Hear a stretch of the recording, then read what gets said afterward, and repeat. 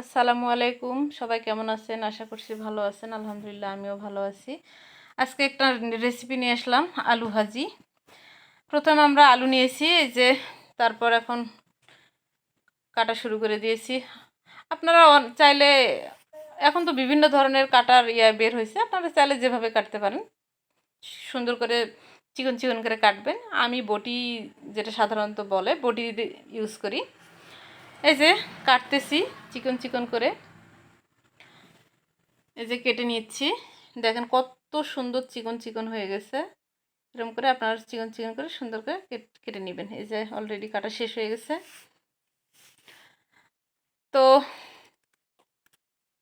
কত সুন্দর লাগছে। তারপর আমি কিছু সামান্য একটা পেঁয়াজ কেটে নিয়েছি, আলু ভাজিতে একটু পেঁয়াজ দিব, আপনারাও চাইলে দিতে পারেন।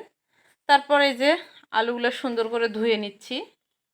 সুন্দর করে ধুয়ে এই যে ডালাতে নিছি, যেন আলুর পানিটা চলে যায় আর কি। পানি থাকলে আলু ভাজিটা ভালো হবে না, এই জন্য ঝরঝরে করে নিচ্ছি।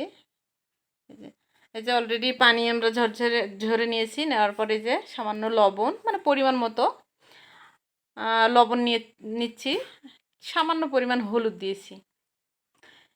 এই হলুদ দিয়ে আপনারা সুন্দর করে মেখে নেবেন। এই যে লবণটা দিলে হয় কি, লবণ এবং হলুদ দিয়ে আপনারা 15-20 সেকেন্ড এরকম একটু রাখবেন। তাহলে লবণ দিলে হয় কি, আলুটার পানি বের হয়ে যায়, তখন সুন্দর হচ্ছে আলুটা ঝরঝরে হয়ে যায় ভাজিটা।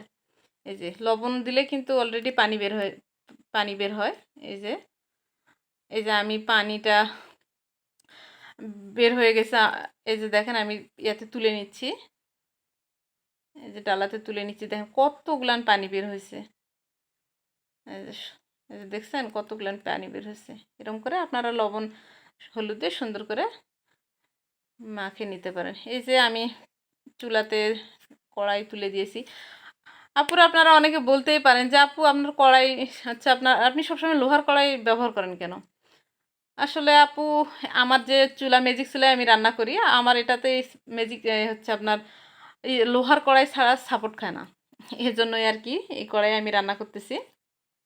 আপনারা চাইলে যেভাবে আপনার প্যানে অথবা এগুলো আপনারা রান্না করতে পারেন, সমস্যা নেই। এই যে আলু তেলটা গরম করে নিয়েছিলাম। এই যে নেওয়ার পর আলুগুলো সুন্দর করে এই যে দেখেন দিয়ে নাড়াচাড়া করতেছি।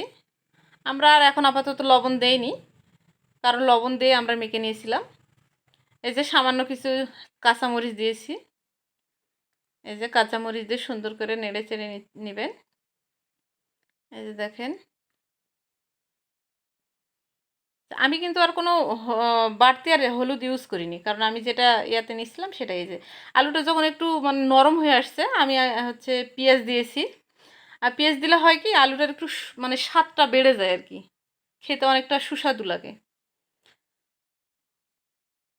এই যে অনেকে পেঁয়াজ প্রথমেই ভেজে দেয়, তেলের মধ্যে ভাজে তারপর আলু দেয়, কিন্তু আমি একটু যখন আলুটা একটু ইয়া হয়ে আসছে, নরম হয়ে আসছে, তারপর আমি আলুটা দিয়েছি। এই যে দেখেন আমার আলুর প্রসেসটা, ভাজির প্রসেসটা চলে আসছে অলরেডি। দেখেন একবারে কত সুন্দর, কতগুলান আলু দেখেন কতটুকু হয়ে গেছে। এই যে আমাদের রেসিপি রেডি। দেখেন আপনাদের কেমন লাগতেছে অবশ্যই জানাবেন এবং চ্যানেলটি সাবস্ক্রাইব করবেন। ধন্যবাদ।